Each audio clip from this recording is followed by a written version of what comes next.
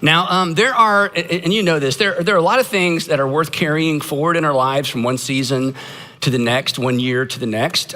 Good friends, good habits.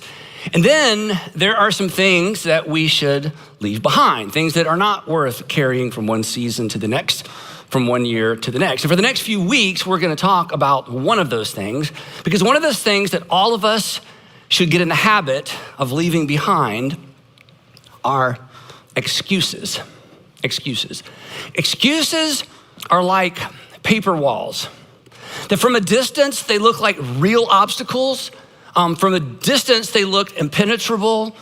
From a distance, they look like we really don't have any choice but to do what we're doing or not to do what we're not doing, or to not try or to not try again. In fact, from a distance, an excuse looks like an actual reason. Now, there's a reason I can't throw a 97-mile-an-hour fastball, right? But there is no actual reason for me not to. Well, I'm not sure I know you well enough to finish that sentence, but there's some things that I need to do that, I have reasons for, but if you were to push a little bit, you may discover that my reasons aren't really good reasons. They're really just excuses. So excuses get passed off as reasons, and excuses easily become, in the real world, becauses. Because all of us have some becauses that we habitually hide behind when certain things come up, right? I mean, why don't you?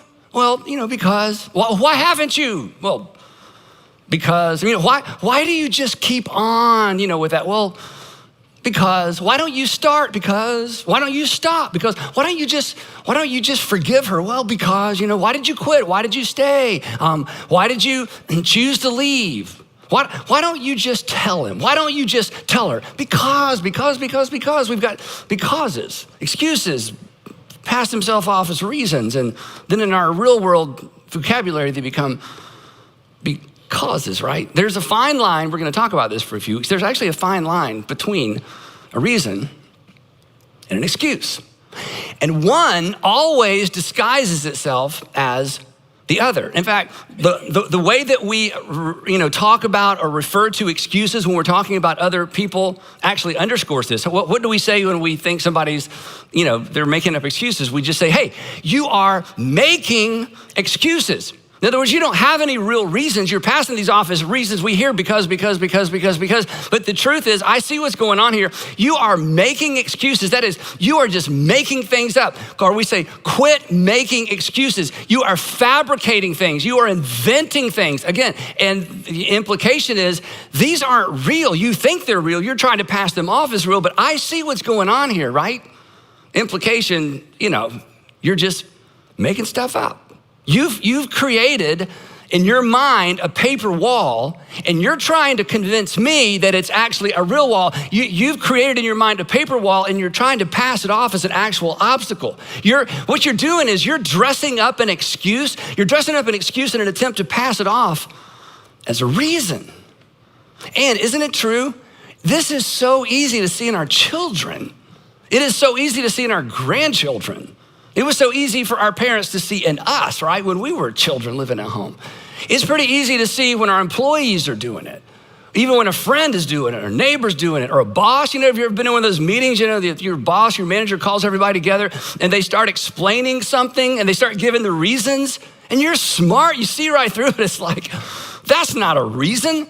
You had to come up with a reason because you're busted. You had to come up with a reason because things aren't going well. Those aren't the actual reasons. Those are excuses, and you're disguising your excuses as a reason. In fact, this is so easy to see in other people. It's so easy to see in other people that some of you are thinking right now about who you hope is listening to this message.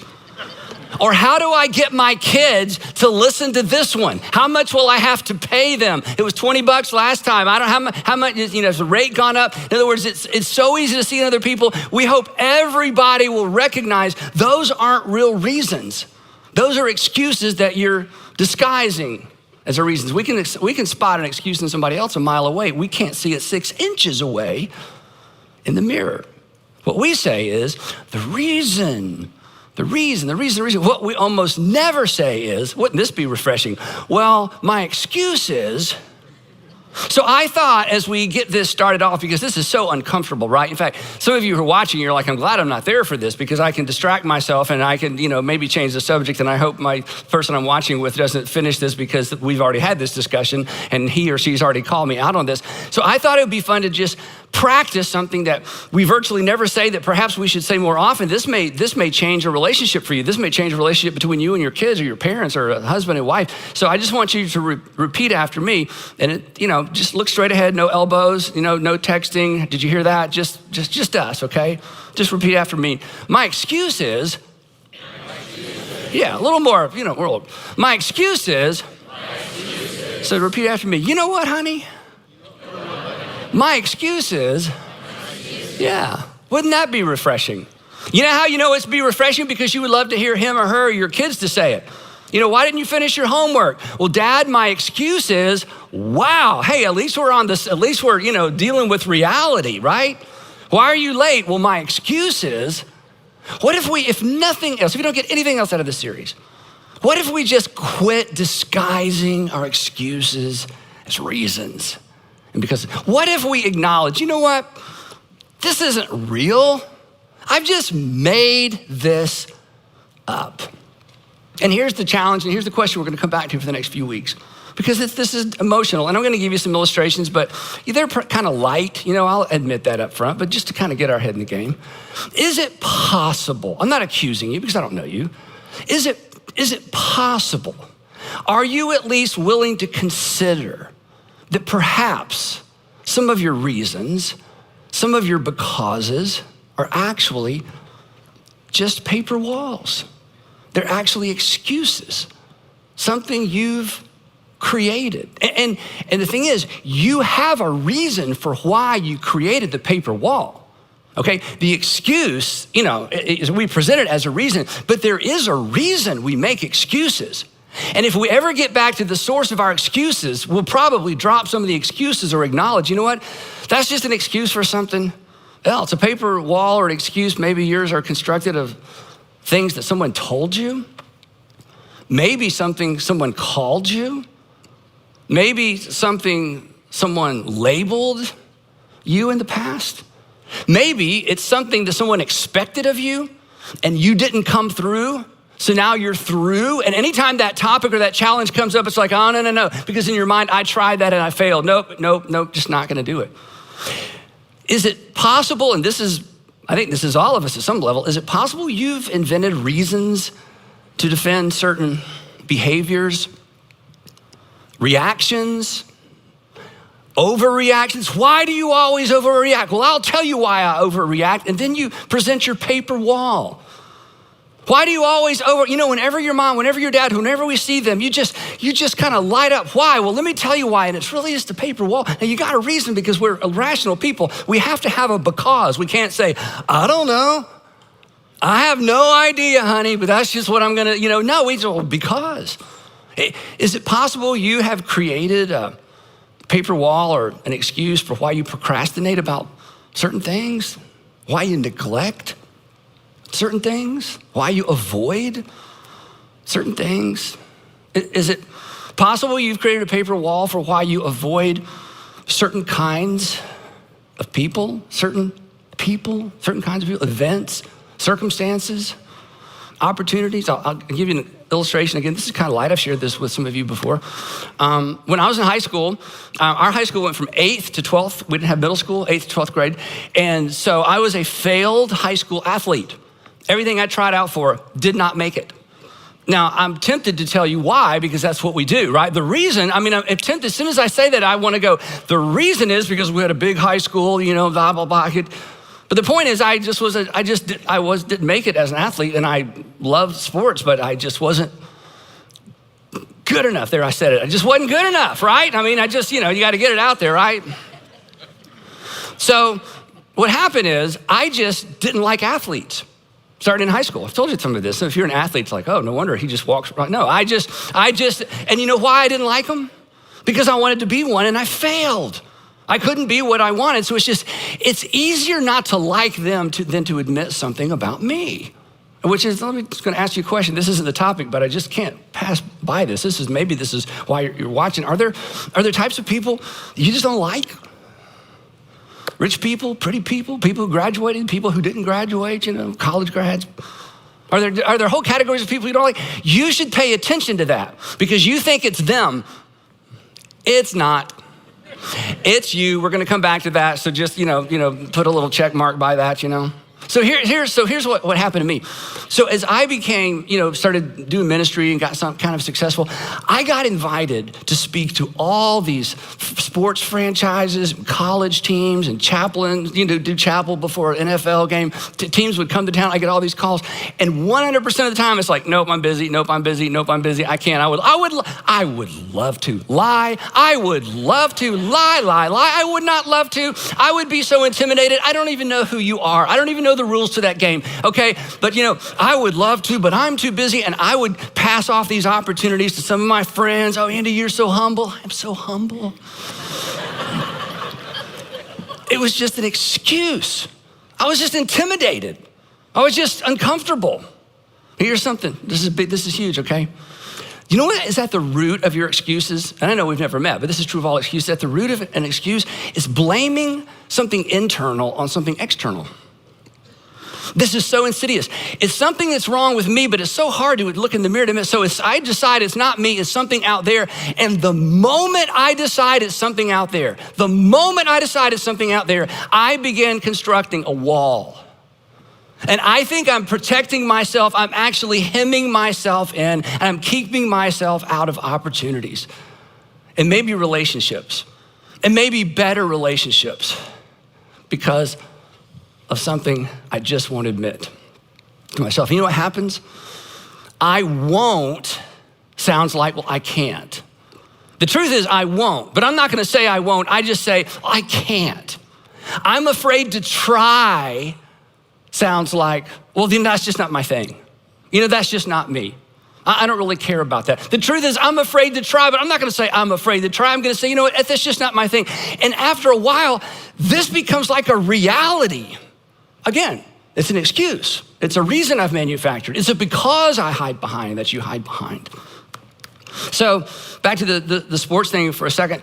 So when Andrew and Garrett, my two sons, got interested in sports, I wanted them to be interested in music. They weren't interested in music. They were interested in sports because God's like, I'll show you. Anyway, so, which is fine. So they start playing baseball, they're 8, 9, 10 years old. So, they always want dads to be the coaches. Well, do you think I volunteered to coach my sons? Are you kids like, nope, you guys got this, they're 8 years old, I know. But, I'm left, ready for this one? Okay, don't laugh. I'll see if you can not laugh. I'm left-handed. I can't even borrow a glove. Get it? Because everybody's right-handed. Okay, yeah, you didn't get it. Anyway, I came up with all kind of paper walls, right? So then the coolest, or not coolest, the awful thing that turned out to be a cool thing happened. So Andrew, my oldest, is 10 years old, and they just moved up to kid pitch. Some of you remember kid pitch. This is when 10-year-olds throw baseballs at other 10-year-olds, okay? They call it kid pitch, but there's, this is a kid pitching. Anyway, so kid pitch, it's the second game. I'm on the bleachers with my friend Dave, because I'm not about, I'm just gonna be, the dad fan. Second game, this dad, 3 bleachers down or 3 rows down, the umpire makes a call. Now, keep in mind, these boys are 10 years old, okay? 10 years old. And this dad goes berserk. He jumps down, he is standing behind the umpire, his hands are wrapped around the chain link fence, and he is screaming at the umpire. They are 10 years old, he's lost his mind. And the umpire turns around and says, okay, and he knew his name, he called him by name because he had done this before. He said, you need to sit down, I'm gonna throw you out of the park. And he's just, he throws his dad out of the park, says, leave the park. He says, we're holding the game, so you leave the park. And he's cussing, and I'm sitting there going, what have we signed our kids up for? Then our coach, daddy coach, comes out of the dugout, and he starts getting on the umpire about the call and throwing his buddy out. So the umpire, now some of you are like, yes, seen this 1,000 times. Others of you are like, I'm not allowing my kids to play organized sports, okay? If I ever have kids. So then the umpire, I'm not making any of this up, umpire throws our coach out. You're out, leave the park. Then the assistant coach comes out, and this is almost a quote. So I guess if you're gonna throw him out, you're gonna throw me out too. Throws the assistant coach out, calls the game. The boys are 10 years old. They're like, this all happened within, a minute and a half, right? The game over. Now, they're 10 years old. Do you know what their biggest concern is? Are we still going to Brewster's? Does this mean we can't go to Brewster's? I mean, they're 10 years old. They want, that's an ice cream place for those of you who live in different parts of the country or the world. Yeah. So then the coaches, get the boys together and they're apologizing. The umpire walks out and says, you two, out of the park, you cannot come to the next 2 games. Yeah, he wasn't messing around. So there's Dave and I, and so we were the only dads there, some moms, and it was an afternoon game. And the coaches come over and say to me, Andy, look, me and so-and-so, we're out. Would you and Dave coach the next 2 games? And I'm thinking, I know I can at least not get thrown out of a game. Okay, I think this is something that if the bar is as low as don't get thrown out of the park, I can do this. I got this. Now, my point in telling you is this. Because of some silly way I thought about myself, and again, you think I'm exaggerating? I promise I'm not. Because of, they're them and I can't do that, and these guys know all about baseball. Look at them, they're all professional, used to be college athletes, and I don't measure. Because of some stupid, honestly, just paper wall, I almost missed out on one of the greatest joys of my life, because from that moment on, I started assistant coaching my boys' baseball teams. And when I look back on those pictures, and when I drive by those baseball parks, it is still emotional because of the joy to be with my sons, to learn. I mean, it's just that season is one of the greatest seasons of my life. And I'm telling you, I almost missed it because I thought, oh no, I can't. Now here's the point. We all have these. And here's the thing. Do you know what's on the other side of this? We don't know. We just think we know. And because we think we know, we're like, I'm too afraid, I can't do that, I'm not talented enough, I didn't get education, I don't know anybody, whatever, right? So, is it possible? Just you gotta think about this. Is it possible you're missing out because you've walled yourself in? Is it possible that a because is actually an excuse? And you don't accept these from your children. You don't accept these from the people that you care about. You don't accept these at work. Why in the world would we accept these from people in the mirror, the person in the mirror? And maybe most importantly, why are we talking about this in church? Here's why. This is so important. There is a relationship between your ability, not your willingness. I want to be clear about this. There is a relationship between your ability to follow Jesus and your willingness to push through your paper walls and to acknowledge that your reasons are excuses, your becauses are actually excuses. And the reason I say that is because our excuses compete for lordship of our lives. An excuse can become your king. An excuse can become your master. An excuse can become your boss. Because you know what excuses do? Excuses tell you what you can't do.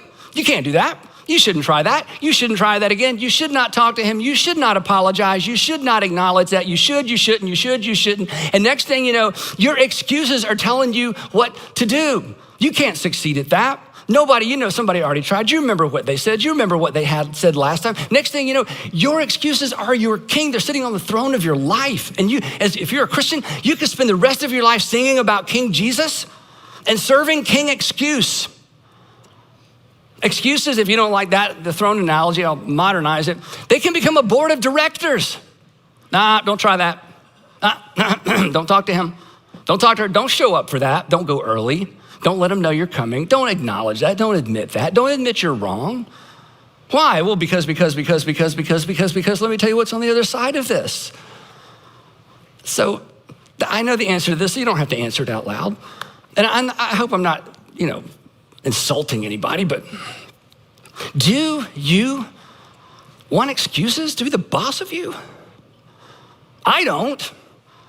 And we've never met, but I know you don't.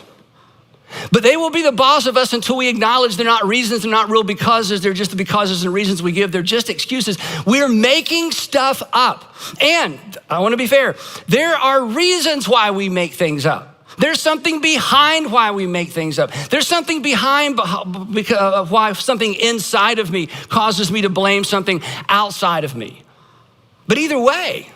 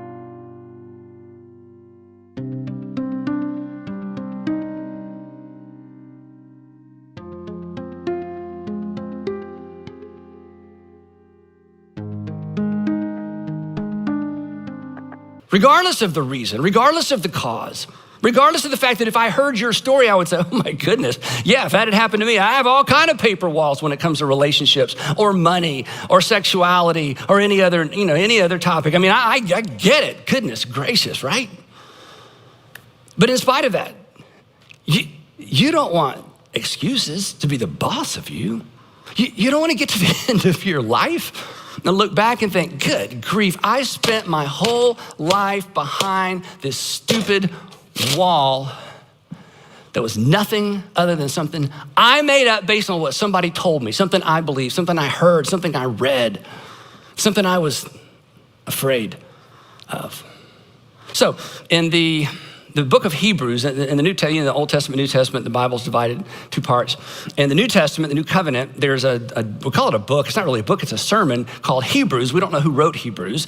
And in the document of the book of Hebrews, the author is trying to get some Jewish Christians not to use the difficult time they're going through as an excuse to quit following Jesus. Because they were following Jesus, they hit some bumps. There were some difficult things going on. So he's saying, look, please don't give up following Jesus because of these difficult things. That's not a good reason. That really, you're making an excuse.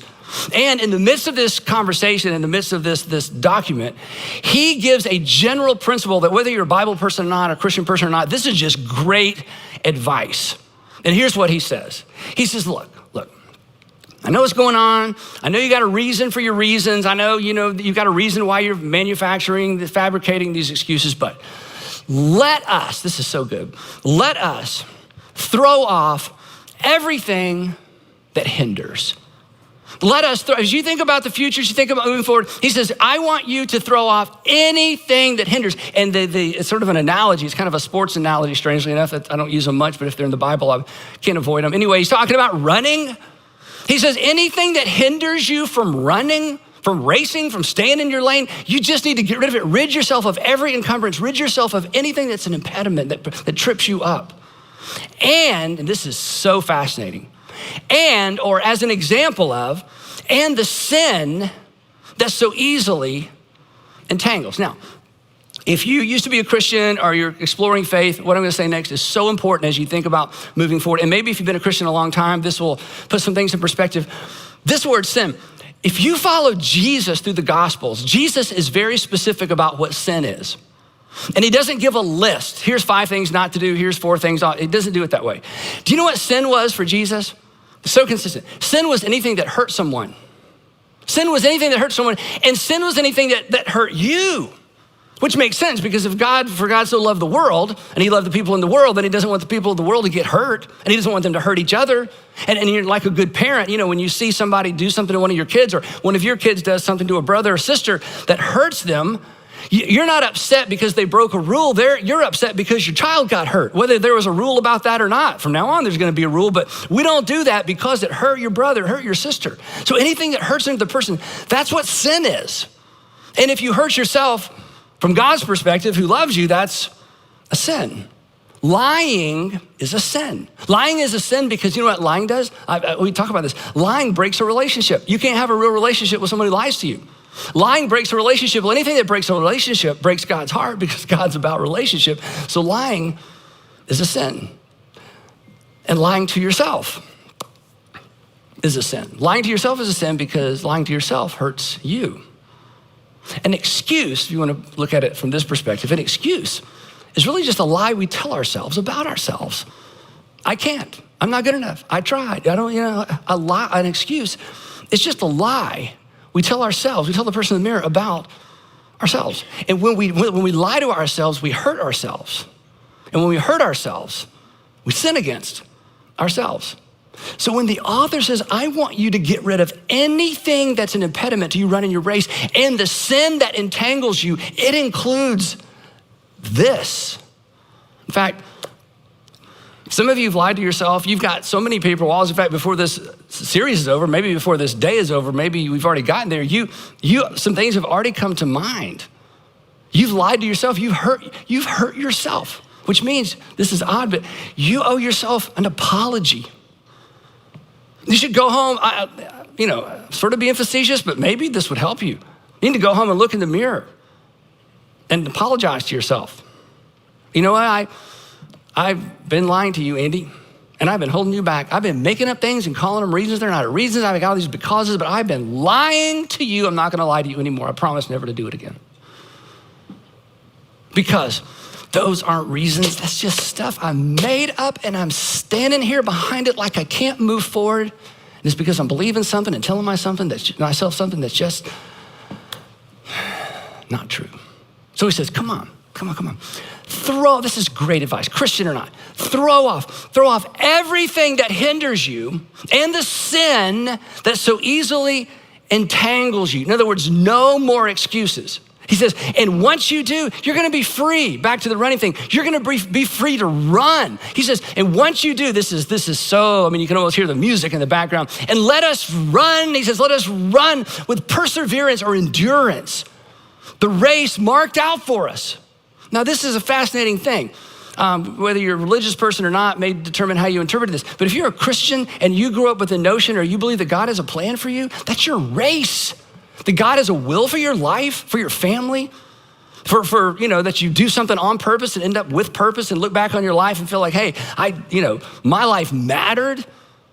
He says, the author says, look, I want you to run the race. There's a race that's been marked out for all of us Jesus followers, and then there's a race that's been marked out for you specifically. And if you're not a Jesus follower, if you're not a Christian, you've got goals, right? You've got some mental picture of what could and should be for your future and your family. And the author is saying, look, don't lose your own race. And don't lose your own race because you blame things that really weren't even real to begin with. Would you just get rid of anything that holds you back so that you can at least run and compete in the race that God has laid out for you? Yeah. Instead of just making stuff up. Now, what he says next, I want to tell you what he says next before I show you how the author says it next. This is such a huge idea. This could be a message in and of itself, but we talk about these kinds of things all the time, so I don't want to just keep going back and back and back. What he says next, and this is so subtle and this is so challenging, he says, you need to quit focusing on yourself.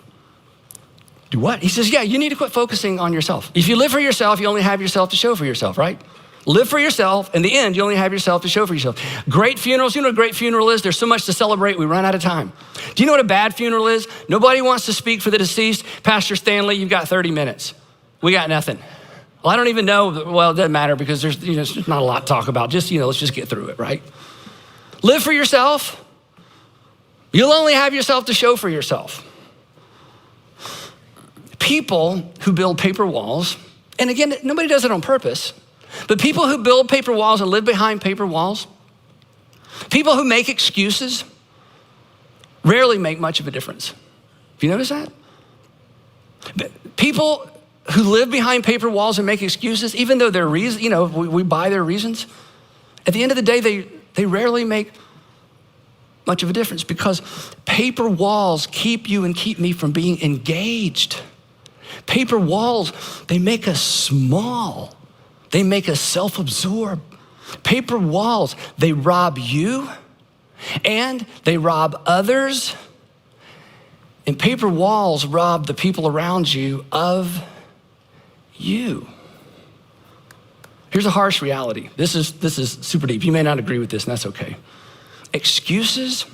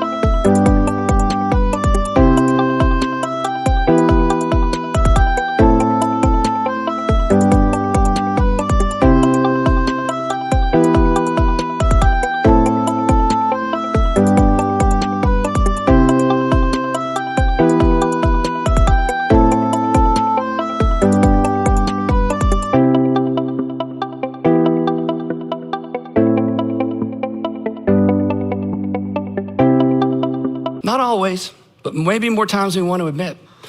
Excuses are often selfishness disguised as humility. Oh, that was me. Like, thanks for that opportunity, but I'm busy. Liar. You sound so humble. You let the other pastors have that opportunity. You look so humble. You're just afraid. Sometimes our excuses, they come across as humility when it's really anything but. Now, if you're not a religious person, not a Christian, exploring faith, but not quite there yet, I need to drop you off right there. You're certainly welcome to listen to the rest of the message, but I'm just gonna leave you there. So between now and next time, don't miss next time, just acknowledge, start looking for paper walls and decide you're gonna throw off anything that gets in the way of you finishing the race that you have set out for you, whether you think God has set one out for you or not, okay? Because this is relevant to all of us. But if you're a Jesus follower, there's more. If you're a Jesus follower, the author says, oh yeah, one more step. This is so powerful. And many of you have heard this verse so many times, you've memorized it. He says, and while you're, let me just read the whole thing. Let's throw off everything that hinders and the sin that so easily entangles. And let us run with perseverance the race marked out for us. No period, just same sentence. Fixing, it's a participle, as you go, fixing our eyes on Jesus. Literally looking away to Jesus, or looking away to Jesus. Looking away from the excuses, looking away from the fears, the lack of opportunity, the lack of resources, the failure in the past, maybe even a disability. Looking away, fixing our eyes on Jesus. This is so powerful. When you fix your eyes on Jesus, or we talk about following Jesus, when you choose to follow Jesus, you will eventually have to stop manufacturing excuses. If you really decide to follow Jesus, Jesus will lead you through these. Jesus will expose those. If you follow Jesus, you will eventually have to stop manufacturing excuses, because you'll eventually have to stop lying to the people around you and lying to yourself. We will stop hiding behind the why nots. And I know this is a little hokey, but it's true. And we'll begin asking, why not? Why not forgive? Why not initiate that conversation? Why not try again? Why not sign up? Why not finish my education? Why not just pay off that debt? Why not just be honest with her, be honest with him? Why not? When you follow Jesus, he's gonna lead you through all this nonsense. And what was so scary and what shut you down one minute, it's gonna be an opportunity the next, because he loves you. And you know this, right? The people, isn't it true, the people who do the most good in the world are often the people who have the most reasons not to? I mean, aren't those the stories where, like, oh my goodness. I mean, they didn't have paper walls, they had actual reasons, and look at what they accomplished in the world. They just took what they had and they did something with it. And instead of, spending all this energy coming up with becauses and reasons and excuses, they just did what they could, and they've done remarkable things. I feel like my dad's one of those people. Sandra's dad is one of those people. So you, dad, why don't you be one of those people? Mom, be one of those people. High school senior, be one of those people. Single adult, new to Atlanta, just be one of those people that decides, you know what? It doesn't matter what I have or don't have. I'm just not gonna live my life behind a fabricated reason and excuse. I'm almost done. There's a relationship between our ability to run our race with endurance and our willingness, and it's willingness, it's not ability, and our willingness to acknowledge that we're living behind paper walls.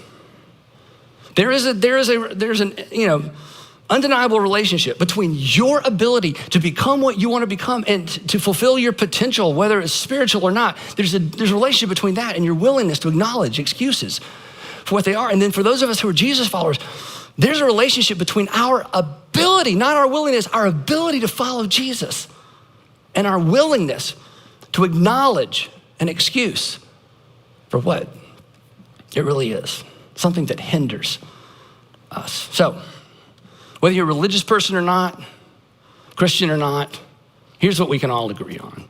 We all need to shut down the excuse factory. We all need to get in the habit of saying, well, my excuse is, my excuse is, I've never been, my excuse up until now has been, because they just weigh you down, they hold you back, they rob you of potential, and you know what? They make you small. They make us small. They make us self-centered. And we pass it off or try to pass it off as humility. Some things are worth carrying forward season to season. Some things are worth carrying forward year to year. Excuses are not one of those things. They need to be left behind. And if you choose to leave them behind, you'll be better off. And if you choose to leave them behind, your family will be better off, or your future family will be better off. And if we all decide to leave them behind, the world will be a better place because we will be free to follow our Savior instead of saying no for reasons that are no reason at all. So, let's shut down the excuse factory. Let's move beyond our paper walls. And in part 2, I'll start the process of telling you how. So don't miss part 2 of paper walls, moving beyond the excuses that hold you back.